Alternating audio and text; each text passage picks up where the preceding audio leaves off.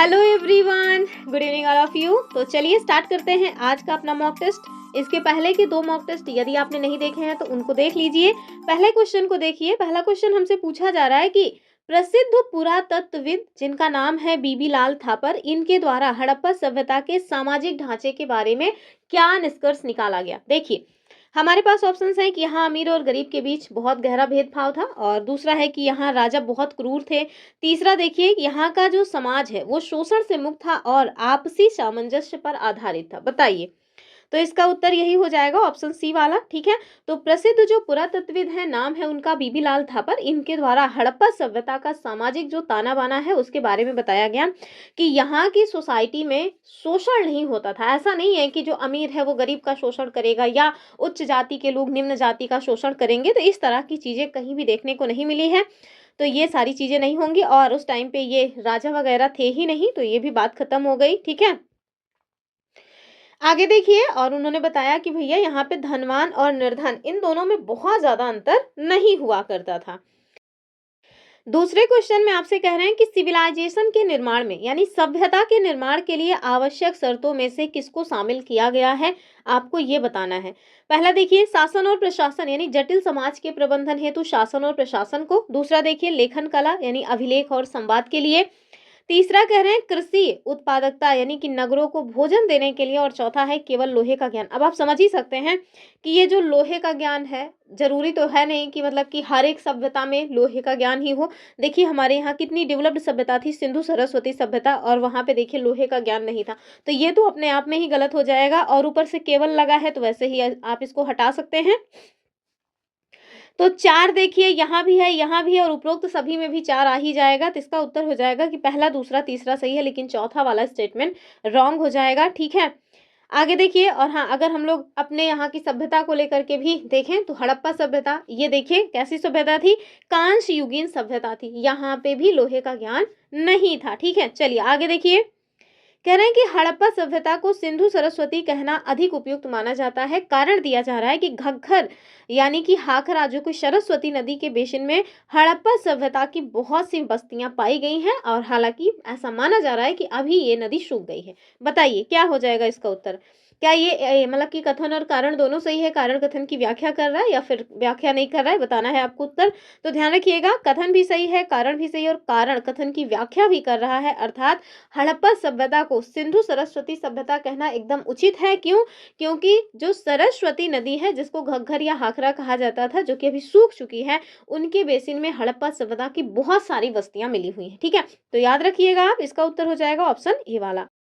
अगले क्वेश्चन में आपसे कह रहे हैं कि धातु विज्ञान की परिभाषा में किन प्रक्रियाओं को शामिल किया गया है। बताइए, क्या केवल जमीन से धातुओं को निकालना, अब केवल लगा है तो वैसे ही आप इसको हटा दीजिए। केवल गहने बनाना, ये भी नहीं होगा। ध्यान से देखिए, प्रकृति से धातु का निष्कर्षण करना, उसको शुद्ध करना यानी शुद्धिकरण, मिश्रण उसका बनाना, और गुणों का वैज्ञानिक अध्ययन करना, ये सब धातु विज्ञान में शामिल होता है। अर्थात ऑप्शन सी सही हो जाएगा। फिर देखिए, कह रहे हैं कि हड़प्पा सभ्यता की सहन शक्ति के बारे में क्या सही है। बताइए, ध्यान रखिएगा, 10-10 क्वेश्चन मैंने मतलब लिया हुआ है। जैसे 10 क्वेश्चन अभी ये न्यू एनसीईआरटी, फिर उसके बाद ओल्ड एनसीईआरटी, फिर न्यू एनसीईआरटी, फिर ओल्ड इंडिया मतलब एनसीईआरटी, जिसमें आपको हिस्ट्री, ज्योग्राफी, पॉलिटी सब कुछ एक साथ मिलेगा। ठीक है, तो आप सोच रहे होंगे 5 क्वेश्चन हो गए, केवल हिस्ट्री आ रहा है, तो उसके पीछे का कारण यही है। चलिए आगे देखिए। तो हड़प्पा सभ्यता की सैन्य शक्ति के बारे में क्या सही है, ये आपको बताना है। क्या उनके पास बहुत विशाल स्थायी सेना थी? ऐसी कोई मतलब की जानकारी हम लोगों को मिलती नहीं है। फिर देखिए, उन्होंने मेसोपोटामिया पर आक्रमण किया था, क्या ऐसी कोई जानकारी हमें मिली है? नहीं, बिल्कुल नहीं। लेकिन हाँ, वहां युद्ध के हथियार या सेना का कोई प्रमाण नहीं मिला है। यह एक शांतिपूर्ण सभ्यता थी, इस बात की जानकारी हमें साक्ष्यों के माध्यम से मिल जाती है। तो इसका उत्तर हो जाएगा ऑप्शन सी वाला। ठीक है, option C is the correct answer of this question. आगे देखिए, ये पीडीएफ आपको हमारे टेलीग्राम चैनल पे मिल जाएगी, टेलीग्राम चैनल ज्वाइन कर लीजिए। मोहनजोदड़ो में जल प्रबंधन के संदर्भ में कौन सा कथन सत्य है, आपको ये बताना है। पहला बताइए, क्या वहां पे भारी की मतलब पानी की भारी कमी थी? ऐसा बताइए, क्या मतलब मोहनजोदड़ो में पानी की कमी थी? ऐसा विशाल स्नानागार मिला है वहां पे, तो ये तो अपने आप में ही गलत है। कह रहे हैं वहाँ ईंटों से बने हुए लगभग 700 कुएं मिले हैं। तो हाँ, यही बात सही हो जाएगी, ठीक है। वहाँ पे यानी कि मोहनजोदड़ो में जल प्रबंधन के लिए काफ़ी बहुत अच्छी व्यवस्था थी। उसके लिए आप साक्षी के रूप में जान सकते हैं कि वहाँ पे ईंटों से बने हुए लगभग 700 कुएं मिले हैं, ठीक है। ऑप्शन बी सही हो जाएगा। आगे देखिए, यहाँ आपसे पूछा जा रहा है कि हड़प्पा सभ्यता के पतन यानी डिक्लाइन के लिए किन दो मुख्य कारणों पर नई एनसीईआरटी में सहमति जताई गई है। क्योंकि जो ओल्ड एनसीईआरटी है उसमें ना कुछ और ही कारण माना जाता है। जैसे आर्यों का आक्रमण एक महत्वपूर्ण कारण माना जाता है कि सिंधु घाटी सभ्यता यानी कि जो हमारे यहाँ की इतनी डेवलप्ड नगरीय सभ्यता थी उसका विनाश हुआ। लेकिन जो नई एनसीईआरटी आई है उसने आर्यों के आक्रमण को सिरे से नकार दिया है। उन्होंने कहा ऐसी कोई बात नहीं, ठीक है। तो जैसे अब अगर आपसे ये क्वेश्चन पूछा जाए कि सिंधु घाटी सभ्यता के या सिंधु सरस्वती सभ्यता के विनाश के पीछे का क्या कारण था, और उसमें अगर स्टेटमेंट दिया रहे आर्यों का आक्रमण, तो आप लोग उसको गलत कर दीजिएगा क्योंकि नई एनसीईआरटी में चीजें चेंज हो गई हैं।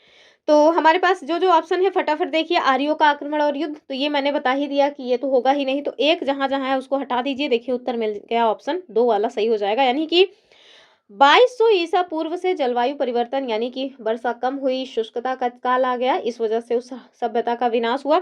और साथ में जो सरस्वती नदी है उसका जो बेसिन है वो भी सूख गया। तो जाहिर सी बात है जहाँ पे पानी नहीं होगा वहां पे कौन जीवित रहना चाहेगा।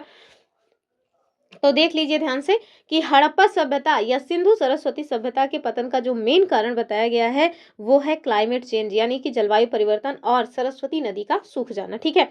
इससे क्या हुआ, इससे कालीबंगा और बनावली जैसे जो डेवलप्ड शहर थे वो उजड़ जाते हैं। और ये सब चीज़ें आप एकदम ध्यान से देखिएगा। मैंने इसमें दे दिया है कि भैया ये चीज़ कहाँ पे लिखी है, क्योंकि बहुत सारे लोग हैं जो अभी कमेंट करेंगे कि नहीं आर्यों का आक्रमण भी माना जाता है। तो ध्यान रखिएगा जो हमारी नई एनसीईआरटी आई है उसकी क्लास 6 में पेज नंबर 89 से लेकर के 100 के मध्य ये चैप्टर आपको देखने को मिलेगा। वहीं पे ये जानकारी दी गई है और यहाँ पे बताया गया है कि भैया कैसे जो मतलब कि मुख्य वैज्ञानिक कारण है जिन पर जोर दिया जाता है कि हड़प्पा सभ्यता यही कारण है जिसकी वजह से खत्म हो गई। तो उसमें सबसे पहले तो जलवायु परिवर्तन है। लगभग आज से 2200 साल पहले क्या हुआ था, सूखा पड़ा, बारिश कम हुई और जो वहाँ के बड़े बड़े नगर थे वो उजड़ गए। और दूसरा सरस्वती नदी सूख गई। चूंकि ये जो सिंधु सरस्वती सभ्यता है ये नई एनसीईआरटी में माना जा रहा है, इसको सिंधु घाटी सभ्यता कहा ही नहीं जा रहा है, सिंधु सरस्वती सभ्यता कहा जा रहा है। इसका कारण माना जा रहा है कि जो सरस्वती नदी है वो सूख गई। तो का मतलब युद्ध जैसा कोई भी कारण इसमें बताया ही नहीं गया है, ठीक है। तो इस बात को एकदम दिमाग में बैठा के रखिएगा कि अगर अब क्वेश्चन बना कि क्या आर्यों के आक्रमण की वजह से सिंधु सभ्यता जो है वो विनाश हुआ, तो आप कहिएगा नहीं, ठीक है। चलिए, धौलावीरा अपनी किस विशिष्ट प्रणाली के लिए प्रसिद्ध था जिसका उल्लेख हमारी जो नई एनसीईआरटी है उसमें मिलता है। क्योंकि पुरानी एनसीईआरटी में ना बहुत सारी चीजें हैं जो आपको नहीं मिलेंगी। तो ध्यान रखिएगा क्या ये विशाल अन्नागार था यानी कि यहाँ पे गोदाम था। दूसरा, उन्नत जल प्रबंधन और जलाशयों की प्रणाली। तो हाँ, यही उत्तर हो जाएगा कि जो धौलावीरा है वो प्रसिद्ध था अपने रिजर्वायर्स के लिए। वहाँ की जो जल प्रणाली थी यानी कि वहाँ पे जो जल प्रबंधन था वो काफी डेवलप्ड था, ठीक है। ऑप्शन बी एकदम सही हो जाएगा। आगे देखिए, यहाँ क्वेश्चन बना हुआ है कि मेसोपोटामिया की सभ्यता जो काफी पुरानी है, लगभग आज से 6000 साल पुरानी है, और जो हमारी सिंधु सरस्वती सभ्यता है वो तो 4700 साल पुरानी ही मानी जाती है। अर्थात ये मेसोपोटामिया और जो मिस्र की सभ्यता है ये हमारी सिंधु घाटी सभ्यता से काफी प्राचीन है, ठीक है। तो यहाँ वही क्वेश्चन बन रहा है कि मेसोपोटामिया की सभ्यता और मिस्र की सभ्यता इसके काफी बाद हमारी जो सभ्यता है वो डेवलप हुई। उसके बावजूद भी आप देखिए कि हड़प्पा सभ्यता उनसे किस मामले में अलग थी, आपको ये बताना है। बताइए, अक्सर क्या होता है ना, हम लोग अपने जो पुरानी चीजें हैं उनसे कुछ चीजों को ग्रहण करके अपना जो विकास है वो करते हैं। लेकिन आप देखिए, यद्यपि ये जो सभ्यताएं हैं ये पुरानी है, बावजूद इसके जो हमारी सिंधु सरस्वती सभ्यता है उसमें कुछ नयापन है। क्या नयापन है वही बताना है। कह रहे हैं ये पूरी तरह से ग्रामीण थी। तो ध्यान रखिएगा ये पूरी तरह से नगरीय थी। क्या थी? नगरीय थी, यानी शहर था, ये गांव नहीं था। तो ये गलत है। कह रहे हैं यहाँ पे सुनियोजित नगर योजना या नगर नियोजन और सफाई व्यवस्था थी। तो हाँ, यही सही हो जाएगा इसका उत्तर। हड़प्पा सभ्यता अपने नगर नियोजन के लिए बहुत ज्यादा जानी जाती है। तो ऑप्शन बी एकदम सही हो जाएगा। आगे देखिए, और ये ना उस टाइम पे जो भी सभ्यताएं थी वहां पे लगभग लगभग बहुत ही रेयर केस में देखने को मिलता था। आगे देखिए, हड़प्पा से कालीबंगा तक यात्रा ये क्रियाकलाप आपकी पुस्तक में क्यों दिया गया है? बताइए, डायरेक्ट क्वेश्चन बन सकता है। पहला देखिए, परिवहन के आधुनिक साधनों को समझने के लिए, क्या इस वजह से दिया गया होगा? मानचित्र कौशल और दूरी समय के अनुमान को विकसित करने के लिए तो आगे बढ़ने की आवश्यकता नहीं है, यही उत्तर हो जाएगा। ठीक है, अब कुछ लोग कहते हैं बहुत थोड़ा और फास्ट कराएं, मैं अपना बेस्ट देती हूँ कितना फास्ट करा सकूँ और कितना फास्ट कराऊँ, भाई इंसान हूँ, स्पीड थोड़ी ना बढ़ जाएगी मेरी। अब आप लोग ना स्पीड बढ़ा लिया करिए जिसको लगता है कि बहुत स्लो चल रहा है। फिर देखिए, मानचित्र कौशल और दूरी समय के अनुमान के लिए ये सारी चीजें की जाती है। ये मतलब कि पैडागोजी वाला प्रश्न है, क्योंकि हमारा उद्देश्य है कि हम लोग पैडागोजी के भी क्वेश्चंस करते चलें। ठीक है, तो इस बात को ध्यान रखिएगा। चलिए आगे देखिए, यहाँ आपसे पूछा जा रहा है कि धर्मनिरपेक्षता के संदर्भ में बहुमत की निरंकुशता के बारे में निम्नलिखित कथनों पे आपको विचार कराना है। ठीक है, बताइए। तो पहले तो आपको पता होना चाहिए कि धर्मनिरपेक्षता क्या है, वरना पता चला धर्मनिरपेक्षता पता ही नहीं है, क्वेश्चन सॉल्व करने बैठ गए हैं।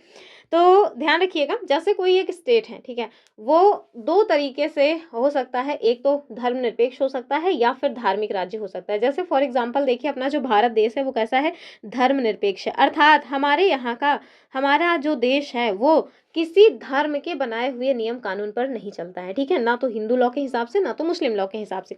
वहीं कुछ धार्मिक राज्य होते हैं, जैसे आप देखिए जो पाकिस्तान है वो धार्मिक राज्य है, वो मतलब इस्लामिक कंट्री है, तो इस्लाम धर्म के बनाए गए नियम कानूनों से वहाँ की जो सरकार है वो काम करती है, वहाँ की जो कानून व्यवस्था है वो काम करती है। ठीक है, तो यहाँ आपसे ना इस्लामिक या ये कहें कि धार्मिक राज्य के बारे में नहीं, धर्मनिरपेक्षता के बारे में पूछा जा रहा है कि अगर धर्मनिरपेक्षता में बहुमत की निरंकुशता है तो आप बताइए क्या चीजें इसमें सही होंगी। पहला देखिए कि बहुमत की निरंकुशता के कारण धार्मिक अल्पसंख्यकों के साथ भेदभाव और जबरदस्ती हो सकती है, एकदम सही बात है। लोकतांत्रिक समाजों में राज्य और धर्म को अलग रखने का एक मुख्य कारण बहुमत की निरंकुशता और मौलिक अधिकारों के हनन को रोकना होता है। बताइए कौन सा स्टेटमेंट सही है। तो दो के दोनों स्टेटमेंट सही हो जाएंगे, यानी ऑप्शन सी जो है वो सही होगा। इसका उत्तर हो जाएगा कि हाँ, जो लोकतंत्रात्मक समाज है ना उसमें यही किया जाता है कि राज्य और धर्म दोनों को अलग अलग रखा जाता है। उसके पीछे का कारण क्या है, क्योंकि जहाँ पे ज्यादा लोग जिस मतलब कि धर्म को फॉलो करने वाले रहेंगे, हो सकता है दूसरा जो विपरीत धर्म को फॉलो करने वाले लोग हैं उनके साथ थोड़ा जाति हो जाए। ठीक है, तो इस बात को थोड़ा ध्यान से रखिएगा दिमाग में अपने। इसका उत्तर हो जाएगा कि दोनों ही स्टेटमेंट अपने आप में सही है।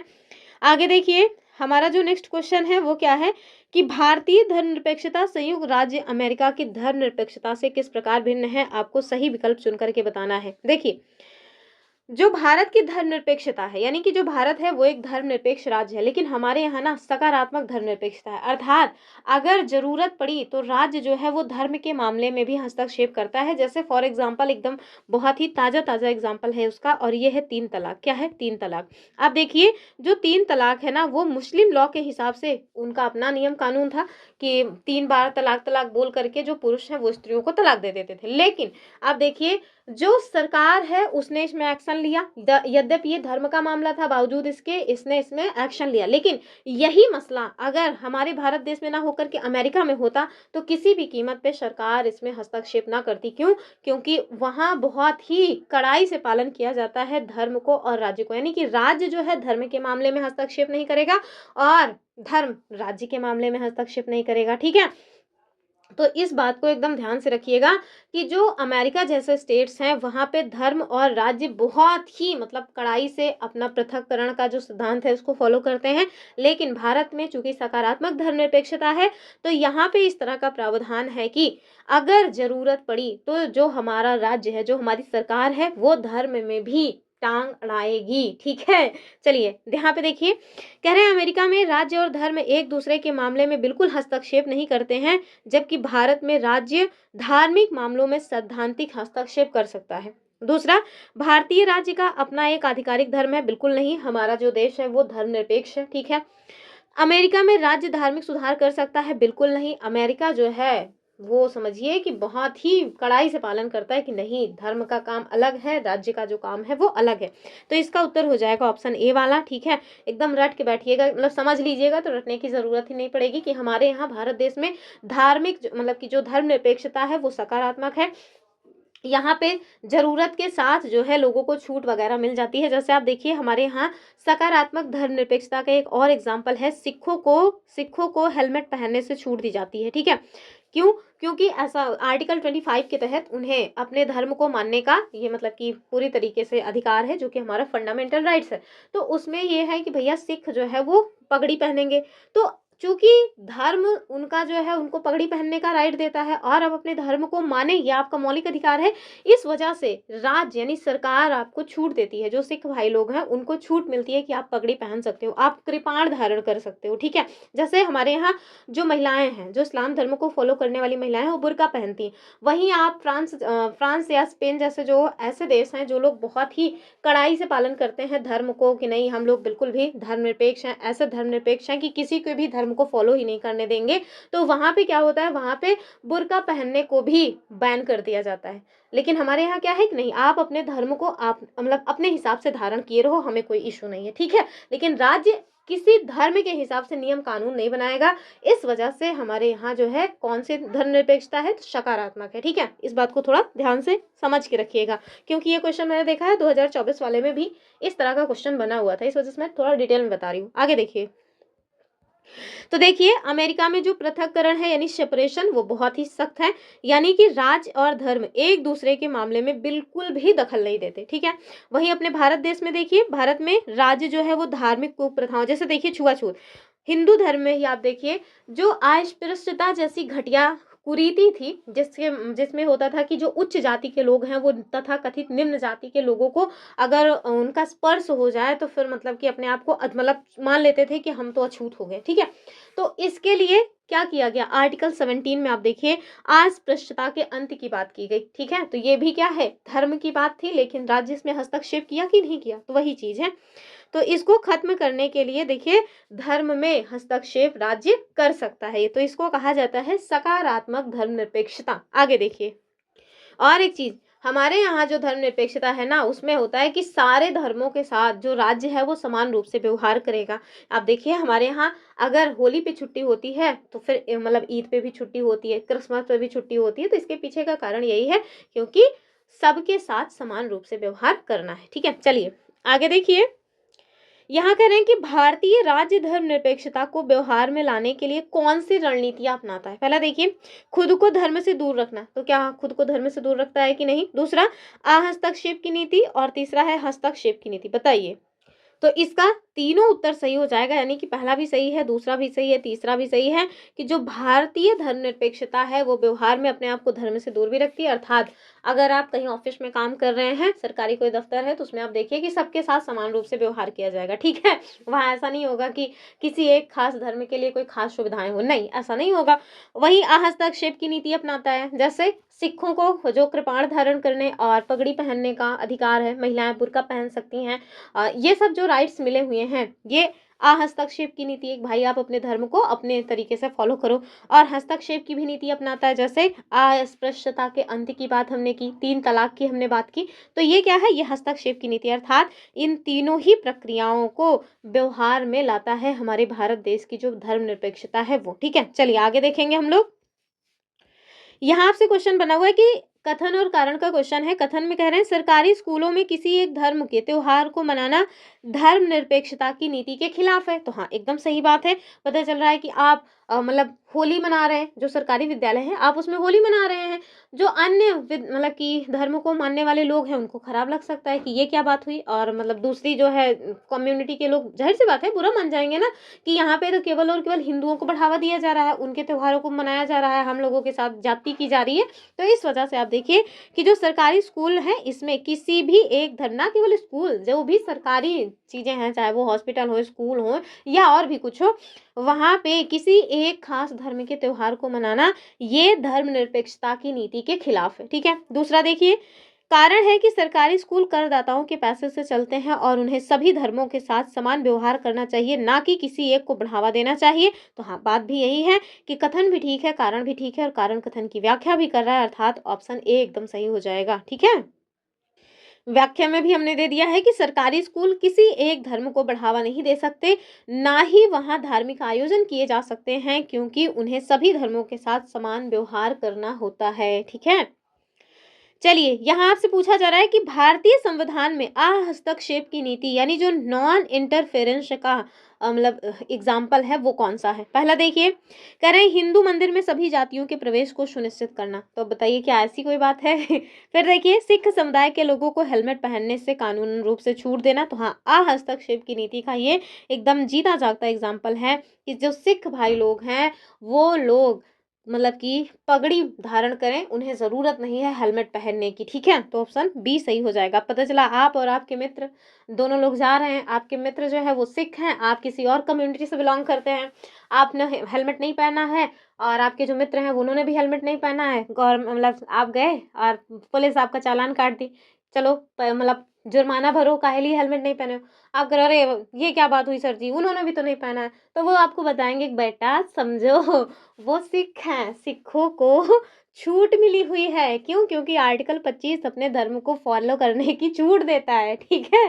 तो इस वजह से आर्टिकल 25-26 में ये सारी चीज़ें दी गई हैं कि भैया आप अपने धर्म को फॉलो करो, आप अपने धर्म के हिसाब से पूजा पाठ करो, अपना रहो, कोई दिक्कत नहीं है, ठीक? लेकिन आपको थोड़ी ना दी गई है कि आप किसी और कम्युनिटी के हैं और आप बढ़िया आराम से बिना हेलमेट के बाइक चला रहे हैं, तो फिर आप अंदर जाओगे, ठीक है? चलिए आगे देखिए।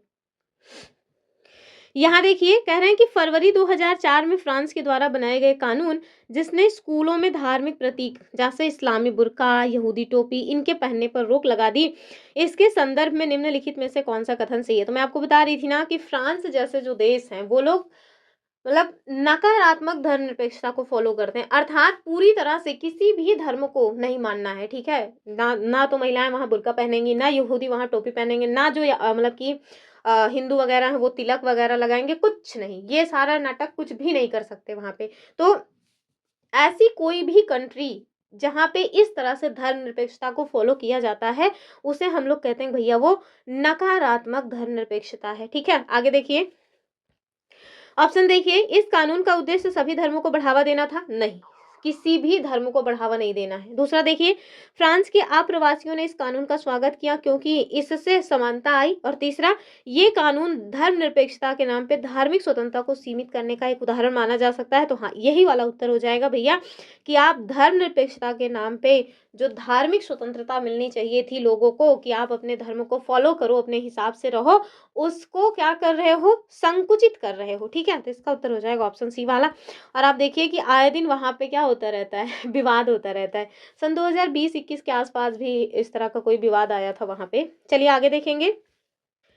यहाँ आपसे पूछा जा रहा है कि भारतीय संविधान के द्वारा अनटचेबिलिटी यानी अस्पृश्यता के उन्मूलन को धर्मनिरपेक्षता के किस आयाम के रूप में देखा जाना चाहिए? पहला देखिए, राज्य द्वारा धर्म से पूर्ण पृथक्करण। तो देखिए पूरी तरह से तो है नहीं, हस्तक्षेप की नीति अपनाई है राज्य ने। दूसरा, राज्य के द्वारा न्याय और मौलिक अधिकारों को सुनिश्चित करने के लिए धर्म में सकारात्मक हस्तक्षेप। तो हाँ, यही बात हो जाएगी, ठीक है? ऑप्शन बी, क्योंकि गरिमापूर्ण जीवन जीने की जो हमें आज़ादी मिलती है आर्टिकल 21 के तहत, उसका उल्लंघन हो रहा था इस अस्पृश्यता की वजह से। क्यों? क्योंकि लोग आपको जाति सूचक शब्दों से संबोधित करके नीचा दिखाने की कोशिश कर रहे थे, ठीक है? और हमारा आर्टिकल 21 क्या कहता है कि भैया आपको केवल जीवन जीने की नहीं बल्कि गरिमापूर्ण जीवन जीने की आज़ादी है, ठीक है? तो अगर आप किसी को मात्र किसी एक जाति के नाम से संबोधित करके इस नियत से संबोधित कर रहे हैं कि उसको गाली जैसा लगे, तो ये क्या गरिमापूर्ण जीवन जीने की बात हुई? नहीं ना।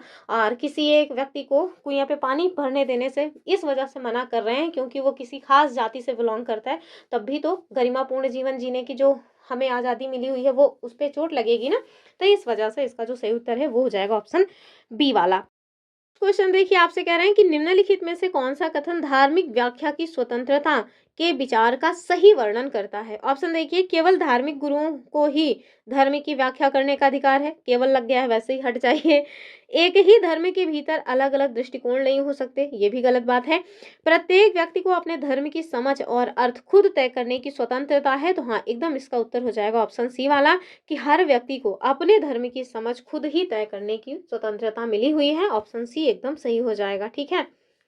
यहाँ देखिए, क्वेश्चन नंबर 19 आपसे कह रहे हैं कि संयुक्त राज्य अमेरिका यानी जो यूएसए है उसके बारे में क्वेश्चन है कि अमेरिका के सरकारी स्कूलों में वफादारी की शपथ यानी प्लेज ऑफ एलिजियंस इसको लेकर के विवाद क्यों रहता है, यानी कि क्या विवाद रहा है। पहला देखिए कि जो ओथ ली जाती है, यानी कि जो शपथ ली जाती है, उसमें ईश्वर की छत्र छाया यानी अंडर गॉड शब्द आता है, और जो कि चर्च और राज्य के पृथककरण के सिद्धांत का उल्लंघन माना जाता है। तो भैया आगे बढ़ने की आवश्यकता ही नहीं है, यही इसका उत्तर हो जाएगा कि वहाँ पे, यानी कि जो संयुक्त राज्य अमेरिका है, वहाँ पे वफादारी की जो शपथ ली जाती है, वहाँ एक शब्द आता है, कौन सा, ईश्वर की छत्र छाया, जो कि चर्च और राज्य के जो पृथककरण है ना, कि धर्म जो है वो मतलब राज्य में हस्तक्षेप नहीं करेगा राज्य के कामों में, और राज्य धर्म के कामों में हस्तक्षेप नहीं करेगा, उसका उल्लंघन माना जाता है। तो सोचिए इतनी ज्यादा पृथककरण मतलब कि वहां पे है, इस तरह से दिक्कतें हैं।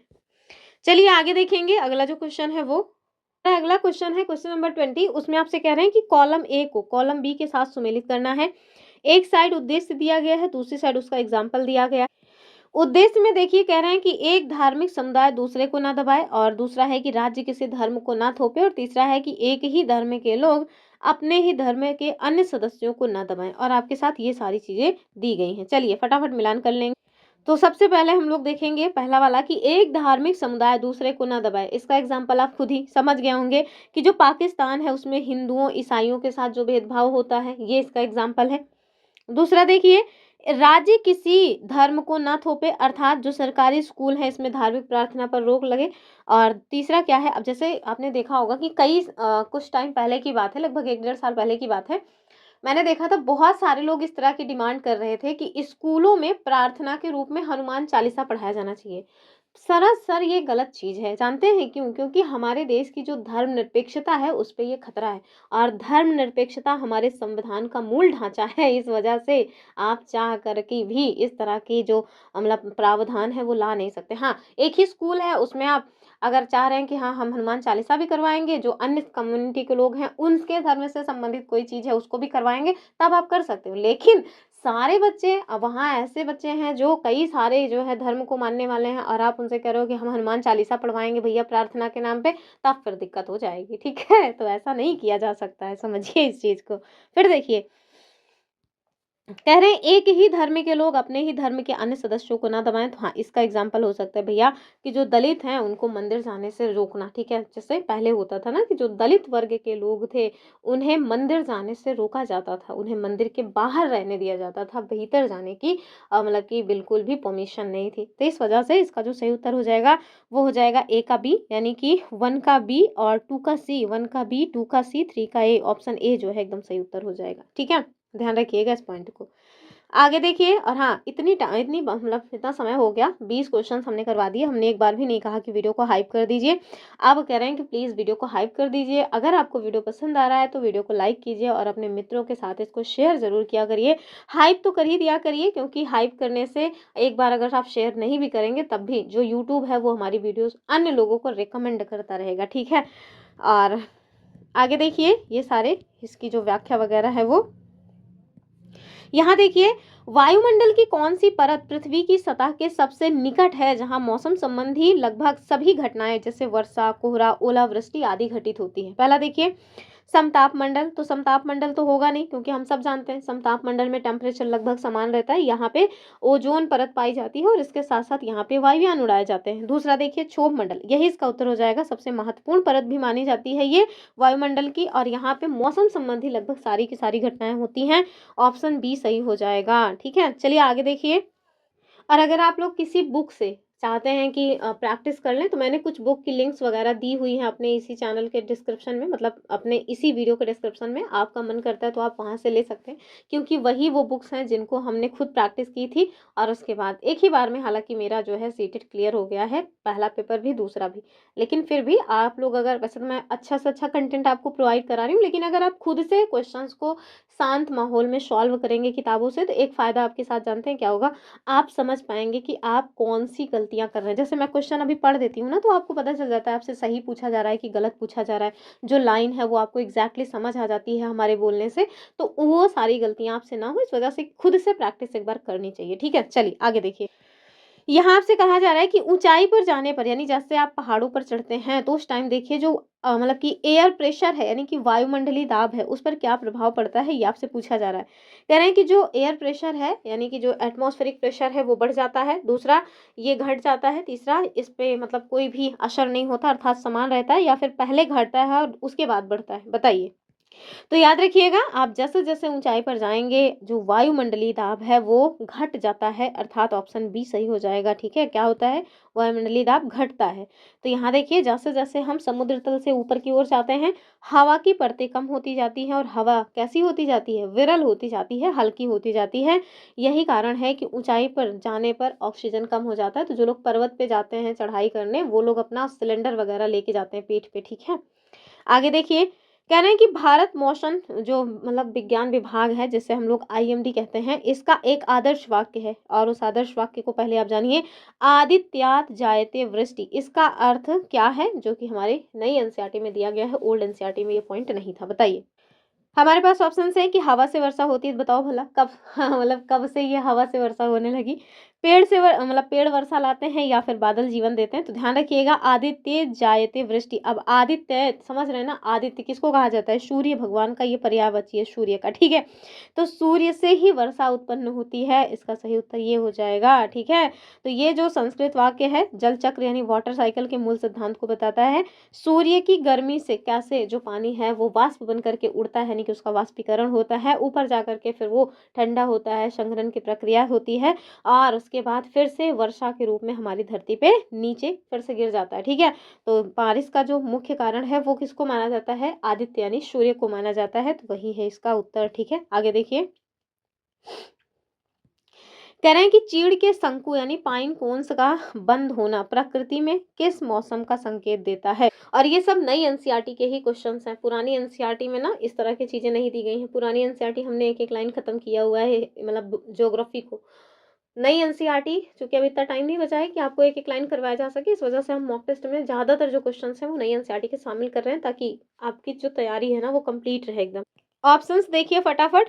शुष्क और धूप वाले मौसम का या फिर आर्द्र नमी युक्त या वर्षा वाले मौसम का, तो आगे बढ़ने की आवश्यकता नहीं है।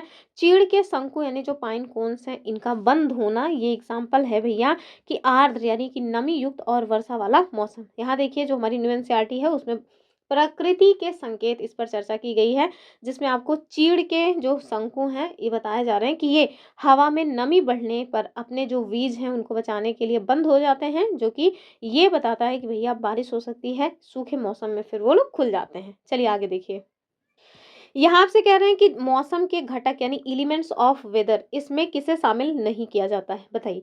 टेम्परेचर, तो भाई टेम्परेचर तो है, आर्द्रता भी है, वायुदाब भी है, लेकिन देखिए पॉपुलेशन का इससे कोई भी डायरेक्ट संबंध नहीं है, इस वजह से इसका उत्तर हो जाएगा ऑप्शन डी वाला। चलिए आगे देखेंगे। कह रहे हैं कि कथन और कारण वाला क्वेश्चन है। कथन है कि गीले मतलब जो कपड़े हैं, गीले कपड़े वो उमस यानी हाई ह्यूमिडिटी वाले दिन में देर से सूखते हैं, यानी कि अगर मौसम में यानी कि हमारा जो वायुमंडल है उसमें बहुत ज़्यादा आर्द्रता होगी तो समझिए कि जो कपड़े हैं वो बहुत देर से सूखेंगे, ठीक है? तो हाँ एकदम सही बात है, वाष्पीकरण कम होता है।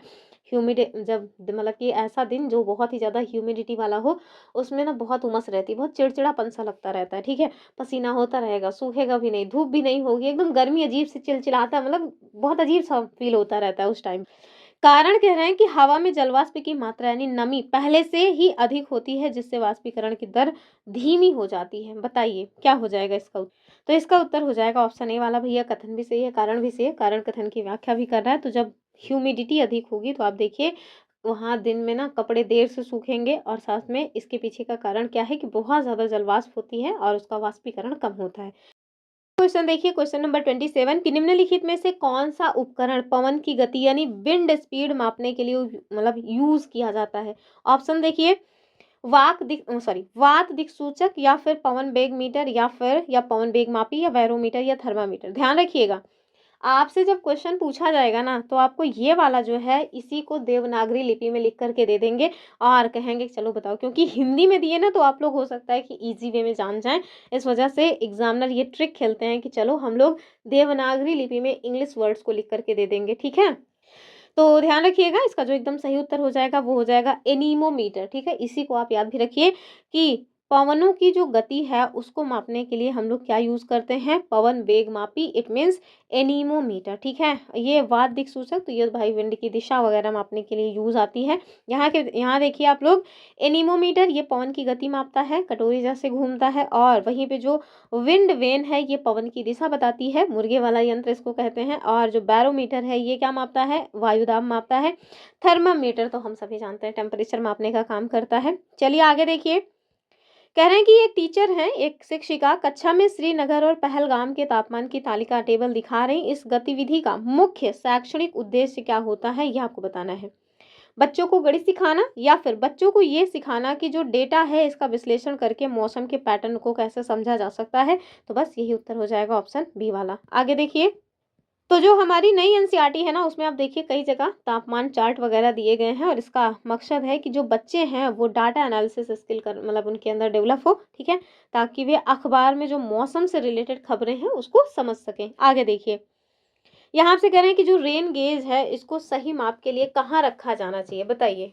कह रहे हैं पेड़ के नीचे। अगर आप पेड़ के नीचे रखोगे तो क्या वर्षा कितनी हुई है वो एग्जैक्ट आपको पता चलेगा, नहीं ना। या फिर घर की छत पर दीवार के सहारे, तो फिर समझिए कि छत पर का भी सारा पानी उसी में आ जाएगा, तो ये भी नहीं होगा। खुले मैदान में, समतल स्थान पर, या फिर खिड़की के पास, तो ध्यान रखिएगा इसका एकदम जो सही उत्तर है वो हो जाएगा ऑप्शन सी वाला, अर्थात खुले मैदान में आप इसको रखिए, समतल स्थान पर। तो जो वर्षा मापी है इसको ऐसी खुली जगह पे रखना चाहिए जहां कोई पेड़, दीवार या फिर छत का जो पानी है वो उसमें ना गिरे, और ना ही हवा से पानी बाहर उड़े, ठीक है, ताकि बारिश का पानी का एकदम सही माप मिल सके कि हाँ कितने सेंटीमीटर जो है वर्षा हुई है। फिर देखिए, मौसम और जलवायु में मुख्य क्या अंतर है, ये तो मैंने बताया भी है कि जो मौसम है वो मतलब दिन भर में 4 बार बदलता रहता है, और इसीलिए वो गाना है कि भैया मौसम की तरह तुम भी कहीं बदल तो ना जाओगे ठीक है। वैसे मैं थोड़ा थोड़ा गा लेती हूँ, लेकिन अभी यहाँ सिंगिंग कंपटीशन तो चल नहीं रहा, तो ध्यान रखिएगा जो गाना है ना कि मौसम की तरह तुम भी बदल तो न जाओगे, ये मौसम के लिए है, जलवायु के लिए नहीं। क्यों? क्योंकि जलवायु जो है वो जल्दी नहीं बदलती है, वो 30-35 साल लग जाते हैं उसको चेंज होने में, ठीक है। तो मेन कारण क्या है कि मौसम एकदम मगरमच्छ मगरमच्छ नहीं, छिपकली, सॉरी छिपकली भी नहीं, क्या कहते हैं, गिरगिट, गिरगिट के जैसा है, ठीक है, कि पल भर में अपना जो है वो रंग बदल लेगा। जैसे अभी धूप है, मतलब कितनी जल्दी अभी धूप से जो है फिर हो सकता है बारिश वारिश का मौसम बन जाए, बादल घेर ले, नहीं पता चलता, ठीक है। तो ये जो मौसम है ये बहुत तेजी से बदलता है, एक ही दिन में वो कई बार चेंज हो जाता है, लेकिन जो जलवायु है ये लंबे समय तक एक जैसी बनी रहती है, ठीक है। तो ऐसे लोग जो मतलब कि एक अपना रोज रोज गिरगिट की तरह रंग नहीं बदलते हैं, वो जलवायु की तरह होते हैं। और जो दिन भर में 4 बार गिरगिट के जैसे रंग बदले, वो कैसे होते हैं, मौसम की तरह। तो जिंदगी में कैसे व्यक्ति मिलने चाहिए, जो जलवायु के जैसे हो, ठीक है, जो रोज रोज रंग न बदले। चलिए आगे देखिए, तो मौसम देखिए अभी का हाल, जैसे आज धूप है, हम लोग देखते हैं ना डेली डेली मौसम अपडेट आता है कि भैया कल किस तरह का मौसम रहेगा। क्या आपने कभी देखा है कि मोबाइल में अपडेट आ रहा है कि कल जलवायु कैसी रहेगी, नहीं ना चलिए आगे देखिए, आगे देखिए, और यहाँ एक चीज और याद रखिएगा, जैसे भारत की जो जलवायु है वो कैसी है, मानसूनी है। चलिए, कह रहे हैं कि 1817 में स्कॉटलैंड के अर्थशास्त्री, नाम क्या था उनका, जेम्स मिल, इन्होंने ए हिस्ट्री ऑफ ब्रिटिश इंडिया नामक पुस्तक लिखी। इस पुस्तक का नाम याद रहना चाहिए आपको कि किसके द्वारा लिखी गई है, जेम्स मिल के द्वारा। और इन्होंने भारत का जो इतिहास है उसको 3 कालखंडों में डिवाइड किया है। वो 3 कालखंड कौन से हैं ये आप बताइए। क्या इन्होंने प्राचीन, मध्यकालीन और आधुनिक भारत कहा है? नहीं, ये तो हम लोग कहते हैं भैया हाँ हम लोग प्राचीन भारत पढ़ेंगे, फिर मध्यकालीन, फिर क्या पढ़ेंगे, फिर पढ़ेंगे भैया आधुनिक काल, ठीक है। तो इन्होंने क्या कहा, इन्होंने भैया बांट दिया हिंदू काल, मुस्लिम काल और ब्रिटिश काल, ठीक है। अर्थात जो प्राचीन काल है, प्राचीन जो इतिहास है उसको इन्होंने कहा हिंदू काल है वो। दूसरा जो मध्यकालीन इतिहास है उसको इन्होंने कहा कि ये मुस्लिम काल है, और जो आधुनिक भारत हम लोग कहते हैं उसको इन्होंने कहा कि वो तो ब्रिटिश काल था, ठीक है। तो ध्यान रखिएगा ये जो इनके द्वारा विभाजन किया गया है वो बहुत बढ़िया विभाजन नहीं माना जाता है। तो देखिए, जेम्स मिल ने भारतीय इतिहास को धर्म के आधार पर 3 कालखंडों में डिवाइड किया है, हिंदू काल, मुस्लिम काल और ब्रिटिश काल। और उनका ऐसा मानना था कि अंग्रेजों के आने से पहले भारत में केवल तानाशाही थी और धार्मिक बैर था, ठीक है, यानी कि हिंदू मुस्लिम में हमेशा कट्टरता भरी रहती थी। ये लोग आए तो हमारे अंदर एकता पैदा करके चले गए, बड़े आए एकता पैदा करने वाले। आगे देखिए, केवल ब्रिटिश शासन ही भारत को सभ्य बना सकता था, ऐसा उनको लगता था। हालांकि कई जगहों पे आप देखिए तो उन्होंने ऐसा किया भी है। जैसे आप देखिए हमारे यहाँ कितनी घटिया घटिया कुरीतियाँ थी, जैसे सती प्रथा, बाल विवाह, और जो मानवों को मतलब नर बलि प्रथा जैसी जो घटिया चीजें थी, और जो छोटी बच्चियाँ थी, शिशु मतलब छोटी बच्चियाँ जन्म होते ही जिनको मार दिया जाता था, शिशु हत्या, इस तरह की जो कुरीतियाँ रही हैं उनको समाप्त करने में इनका बहुत बड़ा योगदान है, ठीक है। और इसके साथ-साथ आप देखिए अस्पृश्यता, आज हम लोग जो मतलब जो निम्न जाति के लोग आज आप देखिए ऊँचे-ऊँचे पदों पे जा रहे हैं, ठीक है। वो कहीं न कहीं इन्हीं लोगों की वजह से हो सका, ठीक है। तो कुछ चीज़ों के लिए तो आप इन्हें याद कर ही सकते हैं वरना ना तो जो है भारत में अगर ये लोग ना आते तो आप सोचिए हमारे भारत देश में संविधान भी ना होता। और अगर संविधान ना होता तो हम लोगों की स्थिति आज भी कैसी होती? क्या आपको लग रहा है कि मैं आपको ऐसे एज़ अ एजुकेटर पढ़ा रही होती? बिल्कुल नहीं, क्यों? क्योंकि लड़कियों को पढ़ने-लिखने ही नहीं दिया जाता था। बहुत मुश्किल था ज़िंदगी, मतलब जब तक भारत देश आज़ाद नहीं हुआ था उसके पहले का जीवन बहुत कठिन था। तो हम लोगों को शुक्र मनाना चाहिए कि हम लोग इस समय में जन्मे हुए हैं, ठीक है? चलिए आगे देखिए। अगला जो क्वेश्चन है वो कह रहे हैं कि भारतीय इतिहासकार जेम्स मिल के द्वारा दिए गए काल विभाजन हिंदू, मुस्लिम, ब्रिटिश को स्वीकार नहीं करते हैं। तो हाँ, ज़ाहिर-सी बात है, जो भारत के इतिहासकार हैं वो क्यों स्वीकार करेंगे भला? कारण किसी भी युग को केवल उस समय के शासकों के धर्म के हिसाब से तय करना गलत है, क्योंकि उस दौरान अन्य धर्म और परंपराएं भी एक साथ मौजूद थी। तो हाँ, कथन भी ठीक है, कारण भी ठीक है। कारण कथन की व्याख्या भी कर रहा है। आप देखिए, ऐसा थोड़ी ना है कि जब मुस्लिम काल यानी कि जो मध्यकालीन इतिहास है वो चल रहा था तो क्या सारे के सारे हिंदू खत्म हो गए थे? क्या अन्य जो बौद्ध धर्म को फॉलो करने वाले लोग थे वो सब खत्म हो गए? नहीं ना, थे तो। भले ही उनके साथ थोड़ा मतलब कि शोषण होता था। आज देखिए अभी भी, अब अभी कहूँगी तो कुछ लोग कमेंट करेंगे छोड़ो मारो गोली लेकिन हाँ, ध्यान रखिएगा कि जो भारत के इतिहासकार हैं यानी कि भारतीय इतिहासकार, वो लोग हिंदू काल, मुस्लिम काल और ब्रिटिश काल, इस काल विभाजन को सिरे से नकारने का प्रयास करते हैं। इसके पीछे का कारण यही है कि भैया कोई भी दौर चल रहा हो, भले ही उसमें शासक किसी भी धर्म को फॉलो करने वाला हो, लेकिन बावजूद इसके अन्य जो धर्म के लोग हैं वो तो वहीं पर रहते हैं ना। ऐसा थोड़ी ना है कि भाग जाएंगे छोड़ करके, ठीक है। चलिए आगे देखिए। तो यहाँ पे देख लीजिए कि इतिहासकार इसे गलत मानते हैं, क्योंकि मध्यकाल में सिर्फ मुस्लिम शासक नहीं थे और प्राचीन काल में सिर्फ हिंदू नहीं थे। ये विभाजन समाज की विविधता और अन्य जो महत्वपूर्ण बदलाव हैं, जैसे इकोनॉमी में जो चेंजेस आए, जो कल्चर में चेंज आया, उसकी अनदेखी कर देता है, ठीक है। चलिए आगे देखिए।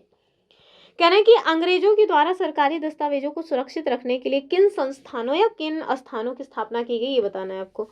केवल पुलिस स्टेशन। अब पुलिस स्टेशन में क्या सरकारी दस्तावेज सुरक्षित रखे जाएंगे? दूसरा देखिए, अभिलेखागार और संग्रहालय, तो हाँ, इनके द्वारा यही किया गया, म्यूजियम्स बनाए गए और आर्चीव्स बनाए गए, यानी ऑप्शन बी सही हो जाएगा, ठीक है। तो जो ब्रिटिशर्स थे उनको ऐसा लगता था, उनका ये मानना था कि भाई लिखना बहुत महत्वपूर्ण है, और यही कारण है कि उन्होंने लिखा भी खूब। उन्होंने हर निर्देश, योजना और फैसले को लिखित रूप से रखा। इन दस्तावेजों को सुरक्षित रखने के लिए उन्होंने तहसीलों, कलेक्टर मतलब जो कलेक्ट्रेट और जो सचिवालय हैं, इनके साथ साथ देखिए अभिलेखागार और संग्रहालय भी बनवाए। मतलब इन लोगों को लगता था, और सही भी लगता था, कि भाई हर चीज़ को लिख के रखना बहुत ज़रूरी है, ताकि जो आने वाले लोग हैं वो पढ़ें समझें कि हाँ ऐसा कुछ हुआ करता था। आगे देखिए, ये जो कोलोनाइजेशन है यानी कि औपनिवेशीकरण है, इसकी सबसे सटीक परिभाषा क्या है ये आपको बताना है। पहला देखिए, एक देश को द्वारा दूसरे देश पर व्यापार करना। नहीं, व्यापार करने से ना को मतलब कि जो कॉलोनी स्थापित करना है वो नहीं होता, पहला तो गलत है। कह रहे हैं एक देश के द्वारा दूसरे देश पर दबदबा बनाना, जिससे वहां राजनीतिक, आर्थिक और सामाजिक सांस्कृतिक बदलाव आए। तो हाँ, आप देखिए, जब भारत देश ब्रिटेन मतलब ब्रिटेन के लोग यहाँ आकर के कब्जा कर लिए थे, तो उस समय भारत ब्रिटेन का उपनिवेश था, ठीक है। तो उसने इस तरह के काम किए कि नहीं, हाँ, दबदबा बना के रखा, यहाँ पे राजनीतिक, आर्थिक, सामाजिक और सांस्कृतिक बदलाव लाए, ठीक है। देखिए ना, हमारे धर्म से लेकर के हमारी संस्कृति तक सब में उन्होंने चेंजेस लाए। जैसे आप देखिए, हमारे यहाँ के कल्चर में चेंज किया कि नहीं, सती प्रथा जैसी जो कुरीति है उसको खत्म किया, शिशु जो वध हत्या है, मतलब शिशु जो हत्या है उसको समाप्त किया, नर बलि प्रथा को समाप्त किया, और जो विधवा विवाह है उसको करवाना स्टार्ट किया। वरना पहले विधवाओं के साथ बहुत ही मतलब कि क्रूर व्यवहार हुआ करता था। जो महिला विधवा हो जाती थी, या अगर सती हो गई तो हो गई, वरना उसका जीवन एकदम नर्क बना के रखते थे लोग, ठीक है। आज देखिए, अगर कोई स्त्री उसका पति नहीं है तब भी वो बहुत ही सम्मानित जीवन जी रही है, कोई दिक्कत नहीं है, ठीक है। चलिए आगे देखिए।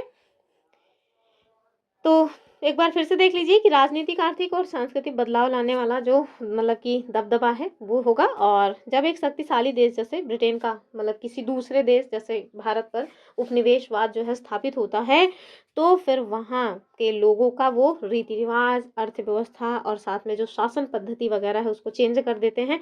और यही वो प्रक्रिया है जिसको क्या कहा जाता है, औपनिवेशीकरण कहा जाता है, ठीक है। आगे देखिए, आगे आपसे कह रहे हैं कि अंग्रेजों ने भारत में सर्वेज को इतना महत्व क्यों दिया, यानी कि जो सर्वेक्षण वगैरह करवाए अंग्रेजों ने, क्यों? पहला देखिए, वे भारत का नक्शा बनाकर दुनिया को दिखाना चाहते थे। ऐसा कोई बा ऐसी बात नहीं थी, ऐसा वो कुछ नहीं करना चाहते थे। हाँ, उनका ऐसा मानना था कि किसी देश पर यदि आप अच्छी तरह से शासन चलाना चाहते हो, तो सबसे पहले आप उसको अच्छे से जानो, समझो, ठीक है? जैसे आप अब मैं खुद ही सोचो, अगर मुझे एनसीईआरटी कवर करानी है, अगर मैं एनसीईआरटी को समझ ही नहीं रही हूँ, एग्ज़ाम का जो पैटर्न है वही नहीं समझ रही हूँ, तो फिर मैं कैसे आपको बेहतरीन कंटेंट प्रोवाइड करा पाऊँगी?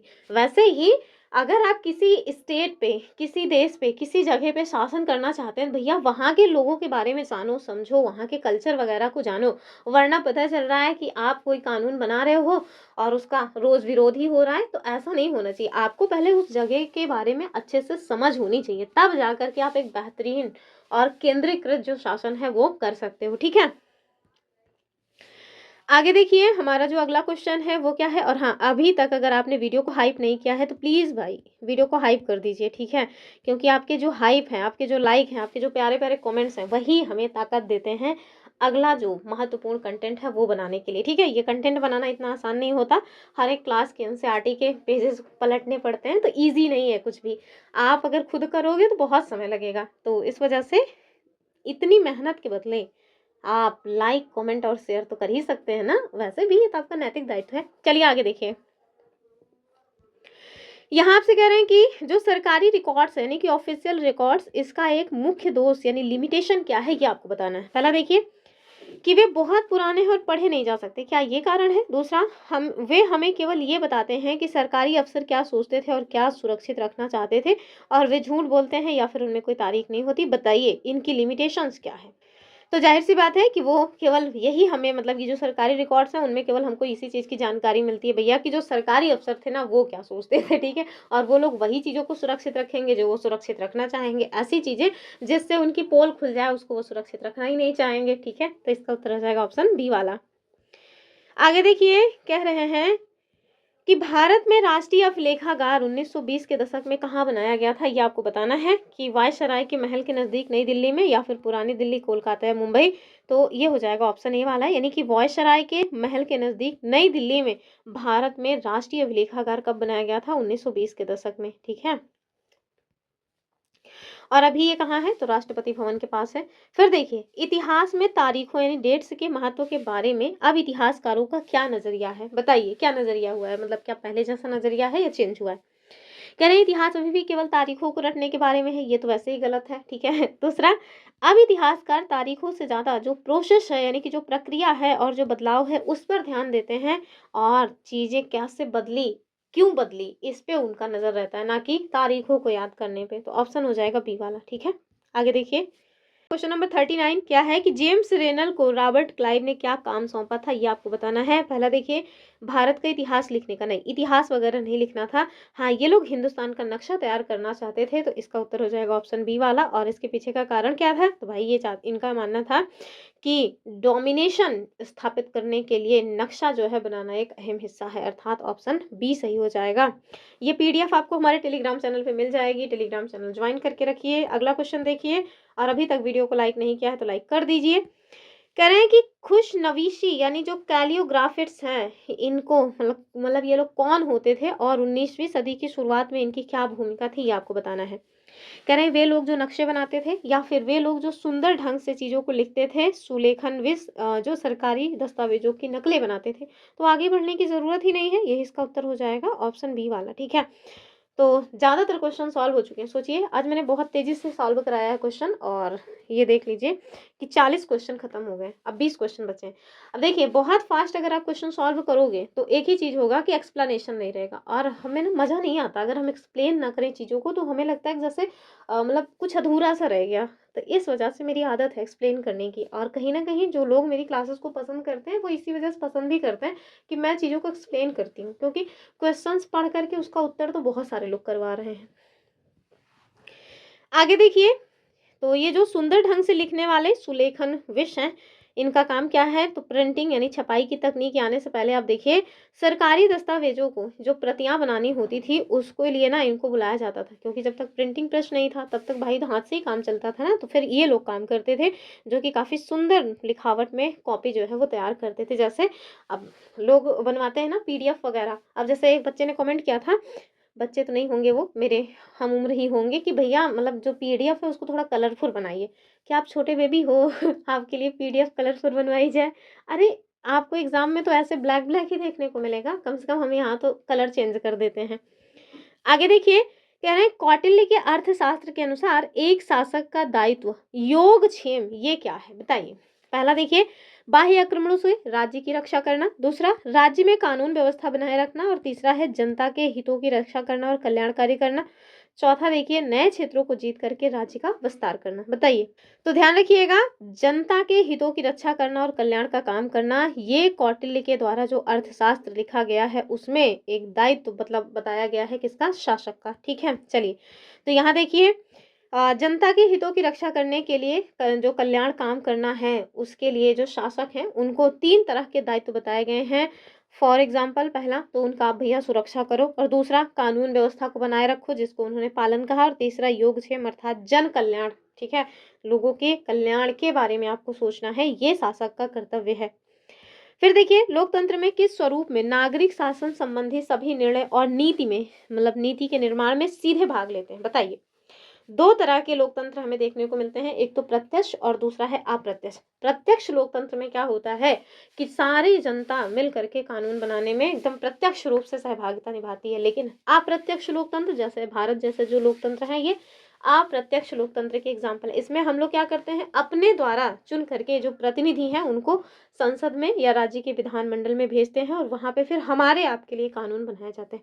यहाँ से क्या करें कि लोकतंत्र में किस स्वरूप में नागरिक जो है वो शासन संबंधी सभी निर्णयों और नीति निर्माण में सीधे यानी कि डायरेक्ट डेमोक्रेसी की बात हो रही है, तो ये हो जाएगा प्रत्यक्ष लोकतंत्र, यानी ऑप्शन बी वाला। ठीक है, और ये जो प्रत्यक्ष लोकतंत्र है ना, ध्यान रखिएगा कि छोटी जो जनसंख्या वाले देश हैं वहीं पे इनको अपनाया जा सकता है।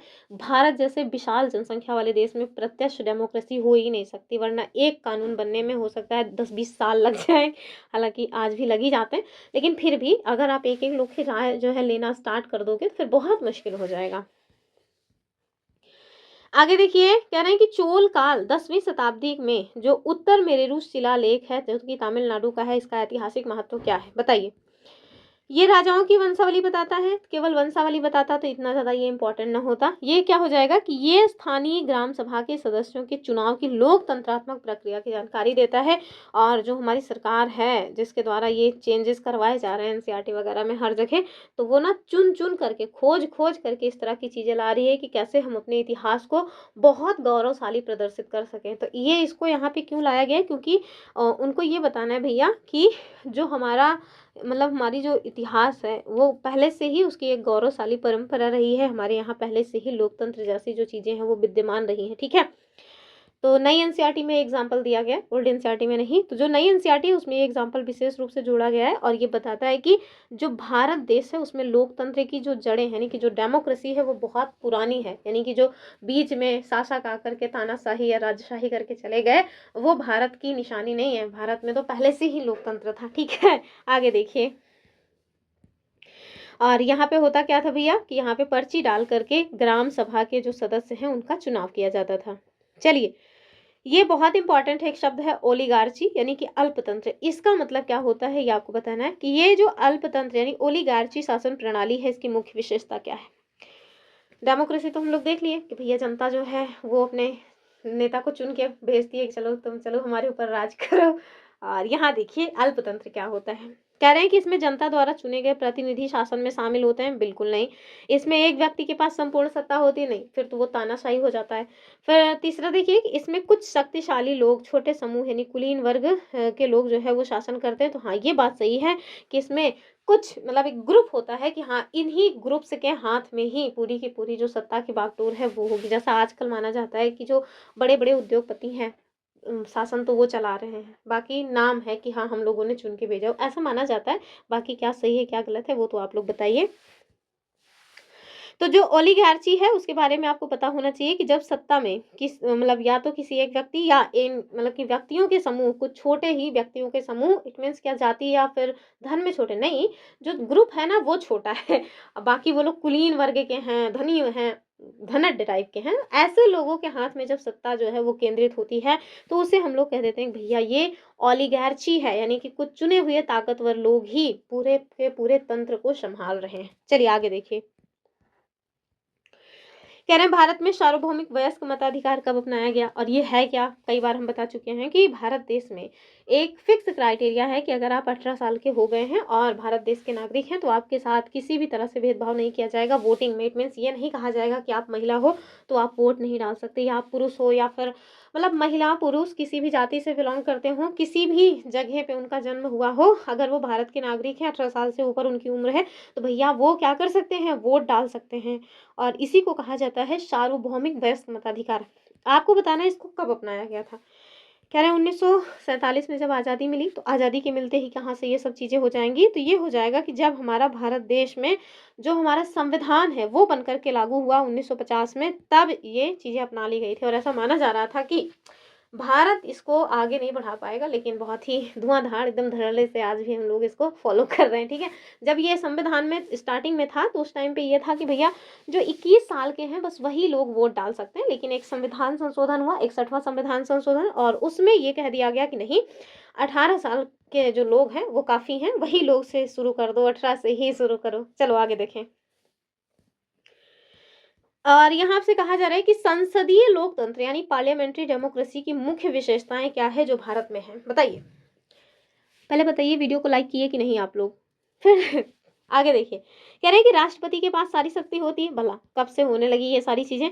कार्यपालिका यानी प्रधानमंत्री और मंत्री विधायिका यानी संसद के प्रति जवाबदेह होती है। एकदम रट के रखिए इस लाइन को, बहुत पूछा जाने वाला ये क्वेश्चन है कि जो संसदीय लोकतंत्र है उसकी मुख्य विशेषताओं में एक क्या है कि जो हमारी कार्यपालिका है वो हमारी विधायिका के प्रति उत्तरदायी या जवाबदेह होती है। ऑप्शन बी एकदम सही हो जाएगा। ठीक है, तो भारत में जो सरकार है यानी कि जो कार्यपालिका है इसको संसद में जवाबदेह होना पड़ता है, जवाब देना पड़ता है। अगर संसद में बहुमत खो जाए तो भैया सरकार गिर जाएगी। ठीक है, और अध्यक्षीय प्रणाली जैसे अमेरिका में इस तरह की चीजें नहीं है। ठीक है, चलिए, सरकार के टोटल 3 अंग होते हैं, जैसे हमने आपको बताया हुआ है कि सरकार 3 लेवल पे है हमारे यहाँ, केंद्र सरकार, राज्य सरकार और स्थानीय शासन। ऐसे ही आप याद रखिएगा, जो हमारी सरकार है उसके 3 क्या हैं, 3 भैया अंग हैं, बॉडी है 3। कौन कौन सी, एक तो विधायिका, दूसरी है कार्यपालिका, तीसरी है न्यायपालिका। सबको पता है न्यायपालिका न्याय देने का काम करेगी, कार्यपालिका क्या करेगा, कानून का जो नियमन है वो करेगी, और विधायिका कानून बनाने का काम करती है। ठीक है, तो कह रहे हैं सरकार के 3 अंग विधायिका, कार्यपालिका और न्यायपालिका, इनके मध्य शक्तियों के पृथक्करण का क्या उद्देश्य है ये आपको बताना है। और आपको पता है जो नई एनसीईआरटी है ना, उसमें कार्यपालिका, विधायिका और न्यायपालिका का जो विभाजन है उसको बहुत डिटेल में बताया गया है। पुरानी एनसीईआरटी में ये नहीं था। नई एनसीईआरटी एक बार आपको पढ़ना चाहिए, अब एग्जाम हो जाए ना उसके बाद आप पढ़िए। हमने भी करवाया हुआ है अपने इसी चैनल पे, आप चाहें तो वहाँ से भी कर सकते हैं। बाद में जरूर एक बार पढ़िएगा, बहुत ही अच्छी जो अंडरस्टैंडिंग है एनसीईआरटी की वो आपको हो जाएगी। चलिए ऑप्शन देखिए, कह रहे हैं काम को धीमा करना, अच्छा ऐसा होता है। दूसरा देखिए कि एक दूसरे के कामों में हस्तक्षेप नहीं करना है और बैलेंस बना के रखना है। तो हाँ, यही बात हो जाएगी भैया कि जो शक्तियों का पृथक्करण है वो बताता है कि एक दूसरे के काम में हम लोग टांग नहीं अड़ाएंगे और अपना जो बैलेंस है वो बनाए रखेंगे। ऑप्शन बी सही हो जाएगा। फिर देखिए, मिलान करना है शासन प्रणाली का, देश मतलब शासन प्रणाली और देश और उदाहरण। ठीक है, चलिए, जैसे कह रहे हैं कि जो संवैधानिक राजतंत्र है बताइए वो कहाँ पे है, धर्मतंत्र यानी जो थियोक्रेसी है वो कहाँ पे है, और प्रत्यक्ष लोकतंत्र कहाँ है। तो हमने आपको अभी भी बताया था कि दो प्रत्यक्ष लोकतंत्र है वो छोटे छोटे देशों में होता है। जैसे फॉर एग्जांपल आप देखिए स्विट्जरलैंड, ये जो है छोटी कंट्री है और यहाँ पे आपको डायरेक्ट डेमोक्रेसी देखने को मिल सकती है। तो सी का 3 इन दोनों में नहीं है, इन्हीं दोनों में कोई उत्तर होगा। धर्मतंत्र तो ऐसा जगह या ऐसा देश जहाँ पे धर्म के हिसाब से जो नियम कानून है वो चलते होंगे। तो आप देखिए वेटिकन सिटी और ईरान, ईरान इस्लामिक कंट्री है और वेटिकन सिटी बताइए कौन सी कंट्री है, बहुत छोटी सी है। तो ये भैया बी का 2 हो जाएगा, तो बी का 2 और सी का 3, ऑप्शन ए सही हो जाएगा। और संवैधानिक राजतंत्र फॉर एग्जांपल यूके यानी यूनाइटेड किंगडम। ठीक है, तो आगे देखिए, ब्रिटेन में राजा रानी है लेकिन संविधान भी है। ईरान वेटिकन सिटी धार्मिक नेताओं का ही शासन है। स्विट्जरलैंड में भाई डायरेक्ट डेमोक्रेसी है, और भारत होता तो वहां पे इनडायरेक्ट डेमोक्रेसी हो जाती। चलिए, कह रहे हैं कि कक्षा में लोकतंत्र पढ़ाते समय शिक्षक के द्वारा विद्यालय की विद्यार्थी समिति मतलब विद्यालय की विद्यार्थी समिति के गठन का एग्जाम्पल देने का उद्देश्य क्या है, बताइए। पहला, छात्रों को डराना, डराना धमकाना है ही नहीं छात्रों को, वैसे ही एज अ टीचर आप समझ के रहिए कि छात्रों को डराना धमकाना नहीं है। दूसरा, रिप्रेजेंटेशन यानी कि प्रतिनिधित्व और चुनाव की अवधारणा को छात्रों के परिचित परिवेश में जोड़कर समझाना, तो यही इसका एकदम उत्तर सही हो जाएगा, ऑप्शन बी वाला। ठीक है, चलिए क्वेश्चन नंबर 50 देखिए। अब मात्र 10 क्वेश्चन बचा है। अगर अभी तक आपने वीडियो को हाइप नहीं किया तो प्लीज हाइप कर दीजिए, और आप लोग कमेंट करके बताया करिए प्लीज कि क्लास कैसी लगती है आपको, और पूरी एनर्जी के साथ आप लोग बैठते हैं कि नहीं। जैसे मैं पूरी एनर्जी के साथ जब तक क्लास में रहती हूँ एकदम फुल एनर्जी के साथ रहती हूँ। चलिए, कह रहे हैं कि कथन है तानाशाही यानी जो डिक्टेटरशिप है, इसमें नागरिकों के पास अपने शासकों को बदलने का अधिकार नहीं होता। हाँ बिल्कुल, इसी वजह से तो तानाशाही है। अगर आप अपने मतलब कि शासक को बदल सके तो फिर तानाशाही कहाँ, फिर तो वो लोकतंत्र हो गया। दूसरा, तानाशाह अपनी शक्ति का प्रयोग बिना किसी संविधान या कानून के डर के करता है। एकदम सही बात है, मतलब मेरा वचन ही है शासन, ठीक है, मैं जो कहूँगा वही कानून है। तो कथन भी सही है, कारण भी सही है, कारण कथन की सही व्याख्या भी कर रहा है। तो वो जो कौन रानी शिवगामिनी देवी जी थी ना, तो समझ लीजिए वो तानाशाह ही थी एकदम से, ठीक है, वो रानी कम तानाशाह ज्यादा थी कि मेरा वचन ही है शासन। चलिए, उत्तर क्या हो जाएगा, ऑप्शन ए वाला। और एक सेकेंड, ये भी चीज आपको पता होना चाहिए कि जो शासक है ना वो कानून से ऊपर होता है। क्या है कानून, क्या है नियम, कुछ नहीं। मैं ही नियम हूँ, मैं ही कानून हूँ, ठीक है। आगे देखिए, अगला क्वेश्चन क्या है, प्रकृति कब एक संसाधन यानी रिसोर्स का रूप लेती है। अब देखिए, क्लास 8 की ज्योग्राफी मैंने एक ही क्लास में पूरा का पूरा सारा का सारा सिलेबस खत्म किया है, एक क्लास में मात्र। नहीं देखा है तो उसको जरूर देखिए, नोट्स के माध्यम से पढ़ाया हुआ है। और ये नई एनसीईआरटी में भी क्लास 8 में ना कुछ खास परिवर्तन नहीं है, एक ही जैसे हैं चीजें। तो ध्यान से देखिए, प्रकृति कब एक संसाधन का रूप लेती है, आपको बताना है कि जब वो अपने मूल स्वरूप में ही रहती है, नहीं, जब मूल स्वरूप में रहती है तब वो संसाधन नहीं होती है। जब मानव उसका उपयोग अपने जीवन यापन के लिए करता है और उससे नई वस्तुएं बनाता है, तो हाँ, तब वो जा करके संसाधन बनती है। जैसे लौह अयस्क, ये संसाधन नहीं है, लेकिन उससे जो सामान बना भाई वो फिर संसाधन हो जाता है, ठीक है। तो ध्यान रखिएगा। और जैसे छोटा बेबी पैदा हुआ जब बच्चा, तब वो संसाधन नहीं है। जब वो जैसे जैसे बड़ा होगा, स्किलफुल होगा, उसके अंदर स्किल्स आएंगी और वो किसी काम का होगा, तब बाबू वो संसाधन बनेगा, ठीक है। चलिए, तो प्रकृति कब एक संसाधन का रूप लेती है, तो जब बता दिया कि मतलब कि यूज के लायक हो जाए।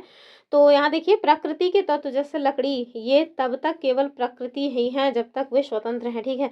जब इंसान इनका उपयोग फर्नीचर के रूप में कर लेगा, टेबल कुर्सी मेज वगैरह बना लेगा, ठीक है, तो वो क्या हो जाएगा, वो संसाधन हो जाएगा, ठीक है।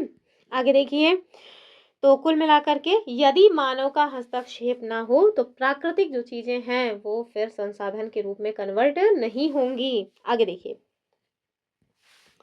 कह रहे हैं कि किसी प्राकृतिक तत्व को संसाधन कहलाने के लिए किन 3 शर्तों का पूरा होना आवश्यक है, बताइए। क्या वो सस्ता, सुंदर और टिकाऊ होना चाहिए। पहली बात, अगर सस्ता है तो सुंदर और टिकाऊ कहाँ से होगा। वैसे ही वैसे होती तो है, कुछ चीजें होती हैं जो सस्ती भी होती हैं और टिकाऊ भी होती हैं, सुंदर भी होती हैं। दूसरा, कह रहे हैं कि तकनीकी रूप से सुलभ, आर्थिक रूप से व्यवहार्य और सांस्कृतिक रूप से स्वीकार्य होना चाहिए। तो बस बस आगे बढ़ने की आवश्यकता नहीं है, बी वाला ठीक हो जाएगा कि केवल किसी चीज का होना ही काफी नहीं होता है, हमारे पास उसको निकालने की तकनीक भी होनी चाहिए। उसे निकालने का फायदा क्या है ये भी पता होना चाहिए, और समाज उसे स्वीकार करे। जैसे जो पवित्र उपवन है, इनको काटना सांस्कृतिक रूप से स्वीकार्य नहीं होता है, ठीक है। पता चल रहा है आप उसको काट करके उसको फर्नीचर बना ले रहे हैं, तो फिर वो लोगों के द्वारा स्वीकार्य नहीं है, तो वो फिर संसाधन नहीं होगा अच्छे से। आगे देखिए,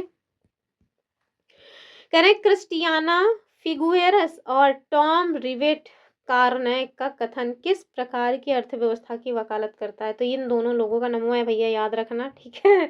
इतना कठिन कठिन नाम है, हालांकि एक दो बार पढ़िएगा तो याद रहेगा। नाम देखिए, क्रिस्टियाना, इतना ही याद रखिए, क्रिस्टियाना और टॉम रिवेट, ठीक है, क्योंकि इनके आगे वाला बहुत ज्यादा कठिन दिख रहा है। तो इतना ही याद रखेंगे ना तभी आपको याद रहेगा।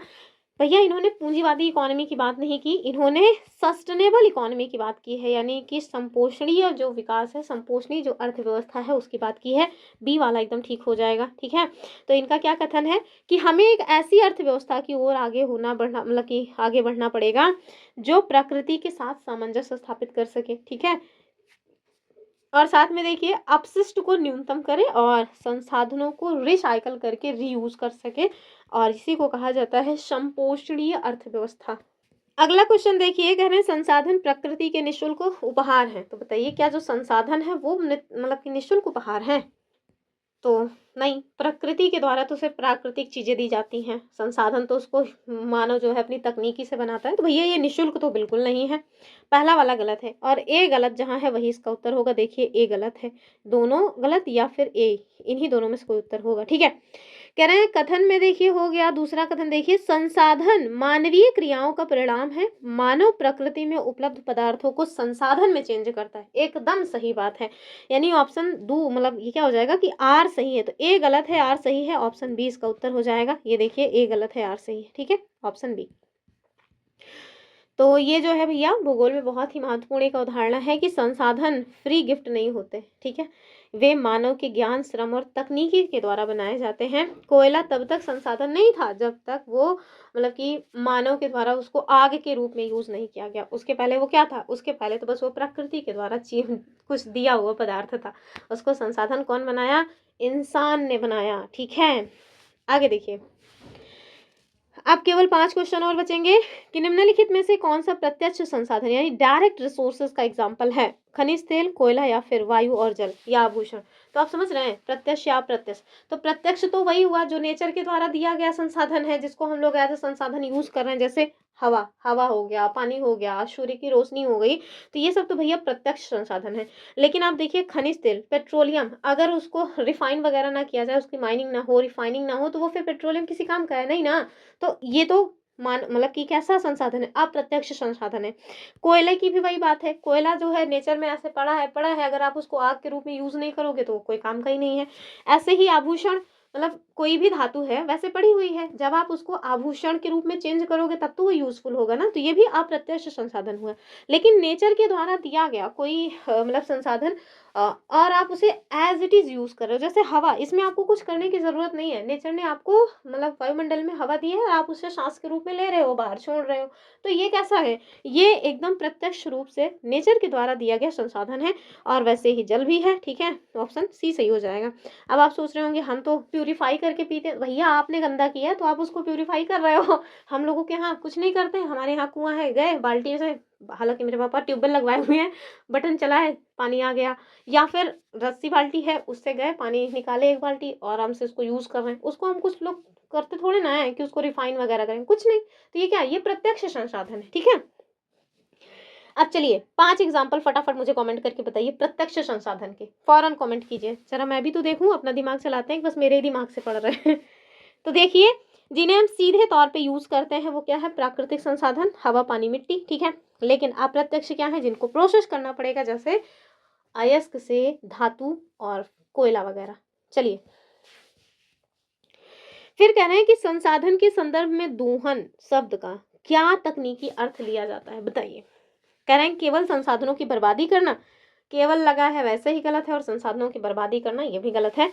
संसाधनों का अनुचित उपयोग, अनुचित उपयोग जो है ये भी ठीक नहीं होगा। ये देखिए ठीक हो जाएगा कि संसाधनों का निष्कर्षण, उपयोग और उपभोग। ठीक है, ऑप्शन सी जो है वो ठीक हो जाएगा। तो सामान्य भाषा में जो दोहन है ना, वो तो निगेटिव ही लगता है कि भैया प्रकृति के संसाधनों का या प्रकृति के द्वारा जो चीजें दी गई हैं उनका दोहन किया जा रहा है। लेकिन जो संसाधन है भूगोल में, इसका अर्थ तकनीकी होती है, और यानी प्रकृति के द्वारा जो मतलब चीजें प्रदान की गई हैं उससे संसाधन को निकालना और उसका इस्तेमाल करना। ठीक है, हाँ, ओवर जो एक्सप्लॉयटेशन है ना, यानी कि बहुत ज्यादा आप मतलब की चीजों का दोहन कर रहे हो, तब तो फिर वो गलत है, फिर तो बेकार काम कर रहे हो आप। देखिए हमारा जो अगला क्वेश्चन है, कह रहे हैं पवित्र उपवन यानी सैक्रेड ग्रुप्स, इसमें पेड़ों को ना काटना संसाधन की किस शर्त से जुड़ा हुआ है। पहला तकनीकी बाधा, तो टेक्निकल इशू बिल्कुल नहीं है, आर्थिक हानि भी नहीं। हाँ, सांस्कृतिक स्वीकार्यता की बात है। ठीक है, यानी कि किसी एक कम्युनिटी के द्वारा अगर किसी जगह को पवित्र उपवन घोषित किया गया है और आप उसमें अगर जा करके कटाई छटाई करोगे तो समझिए कि ये उनके कल्चर का अपमान है। ठीक है, तो इस हिसाब से इसका उत्तर हो जाएगा ऑप्शन सी वाला, कि अगर किसी समाज ने किसी जंगल को पवित्र माना है तो उसे काटना संसाधन बिल्कुल नहीं माना जाएगा, क्योंकि उस समाज को ये स्वीकार्य नहीं है। तो संसाधन वही है जो सोसाइटी के द्वारा स्वीकार किया जाए, ना कि एक सोसाइटी का गला काट के आप संसाधन के रूप में चीजों को यूज कर रहे हो। आगे देखिए, कह रहे हैं कि समुद्र की गहराई में पड़ा हुआ बेशकीमती खनिज अभी संसाधन क्यों नहीं बन पाया है? तो हम लोग सभी जान रहे हैं, क्योंकि अभी तक उसकी रीच नहीं है आदमियों की, तो कहाँ से वो संसाधन बनेगा? तो भाई क्योंकि हमारे पास उसे निकालने की तकनीक नहीं है, या तो बहुत ज़्यादा लागत है, आर्थिक रूप से ये व्यवहार्य नहीं, तो बस ये हो जाएगा। इंसान जब तक वहाँ तक पहुँचेगा नहीं, उसका शोषण करेगा नहीं, तब तक वो संसाधन बनेगा नहीं। बी वाला ठीक है। आगे देखिए, second last question of this session. और अभी तक अगर आपने भैया लाइक वाइक नहीं किया तो कर दीजिए, काटो प्यारा सा कमेंट कर सकते हैं कि हाँ मज़ा आता है क्लास में या नहीं मज़ा आता है, ठीक है। चलिए, कह रहे हैं कि एक शिक्षिका कक्षा में लकड़ी लकड़ी है या लड़की है जरा बताएं तो लकड़ी की कुर्सी बनने का एग्जाम्पल देती है। ये क्या समझाने का प्रयास है? पेड़ों का महत्व, या फिर मूल्य संवर्धन यानी वैल्यू एडिशन और संसाधन निर्माण की प्रक्रिया, या बढ़ई का काम? अब बताओ, बच्चों को बढ़ई का काम समझाना कौन सा, मतलब कि या फर्नीचर के प्रकार? नहीं। आप देखिए, ये जो लकड़ी से कुर्सी बनी, ये जो प्रोसेस बनाया बताया जा रहा है टीचर्स के द्वारा, ये भैया मूल्य संवर्धन है, यानी वैल्यू एडिशन और संसाधन निर्माण की प्रक्रिया है। क्यों? क्योंकि जब वो लकड़ी थी तब उसकी कीमत कम थी, लकड़ी से जब वो चेयर बन गई तो उसकी कीमत बढ़ गई। तो ये क्या है? वैल्यू एडिशन है। और जाहिर सी बात है, संसाधन के निर्माण की प्रक्रिया, लकड़ी वैसे ही नेचर के द्वारा दिया गया था, इंसान ने उसमें अपने स्किल का यूज किया और उसको संसाधन के रूप में चेंज किया, ठीक है। आगे देखिए, लास्ट क्वेश्चन, ठीक है। तो फुल एनर्जी के साथ सारे लोग इसका उत्तर दीजिए कि प्रकृति के सहज ज्ञान की ओर लौटना होगा, जो सभी संसाधनों का अंततः पुनर्निर्माण करता और पुनर्चक्रण करता है। इस पंक्ति का मुख्य संदेश क्या है? बताइए, क्या है मेन मैसेज इसका? कह रहे हैं कि हमें आदि मानव की तरह जंगलों में रहना चाहिए। बताओ भला, ऐसा कौन हो कहेगा? कह रहे हैं हमें विज्ञान छोड़ देना चाहिए, ऐसा तो हो ही नहीं सकता। अब तीसरा एकदम सही हो जाएगा कि हमें चक्रीय अर्थव्यवस्था यानी सर्कुलर इकोनॉमी अपनानी चाहिए, जहां कुछ भी बर्बाद ना हो, जैसे प्रकृति में कुछ बर्बाद नहीं होता। ऑप्शन सी जो है वो सही हो जाएगा। तो प्रकृति के द्वारा जो भी चीजें दी गई हैं उसमें कुछ भी कचरा नहीं है, एक का अपशिष्ट दूसरे का भोजन होता है। लेखक कह रहे हैं कि इंसानों को भी ऐसी ही व्यवस्था बनानी चाहिए जहां संसाधनों का रिसाइकलिंग हो सके, वो खत्म ना हो, ठीक है। तो हो गया 60 में 60। बताइए कौन कौन है जिसका 60 में 60 आया है? चलिए कमेंट करके बताइए कि 50 में से 60 में से कितने सही हुए आपके? 20, 30, 40, 50 जितने भी आपके सही हुए हों, इवन 60 में 60 भी सही हुए हों तो बहुत अच्छी बात है। कल एक लोगों ने, एक भाई साहब थे, उन्होंने कमेंट किया था भाई उनके 60 में 55 सही हुए थे। सच में सराहनीय बात है, क्योंकि एक लेवल के क्वेश्चन सॉल्व करवाते हैं हम आपको, ऐसे कोई हवा हवाई का नहीं कि कुछ भी उठा के लाए और सॉल्व करवा दिए, नहीं। तो जो लेवल मेंटेन करके हम रखे हुए उसमें अगर किसी का 55 बन रहा है तो समझिए कि उन्होंने एकदम हवा में तैयारी किए हुए हैं, एकदम उड़ा देंगे पेपर को। चलिए, फिलहाल के लिए आज के लिए इतना ही। आई होप आप लोगों ने कुछ नया जाना समझा होगा। वीडियो पसंद आता है तो लाइक शेयर करना ना भूलें। सबसे ज़्यादा तो जितना ज़्यादा आप हाइप करिएगा उतना ही ज़्यादा अच्छा रहेगा हमारे लिए। तो वीडियो को हाइप कर दिया करिए और अपने मित्रों को भी बताएं, जो भी आप लोगों के मतलब कि संपर्क में हैं, सीटेट की प्रिपरेशन कर रहे हैं, उन्हें बताइए, क्योंकि सीटेट के बाद हम लोग यूपी टेट के लिए भी लग जाएंगे। तो चलिए फिर मिलते हैं। लाइक शेयर करते रहिए, पढ़ते रहिए। तब तक के लिए नमस्कार एंड जय हिंद।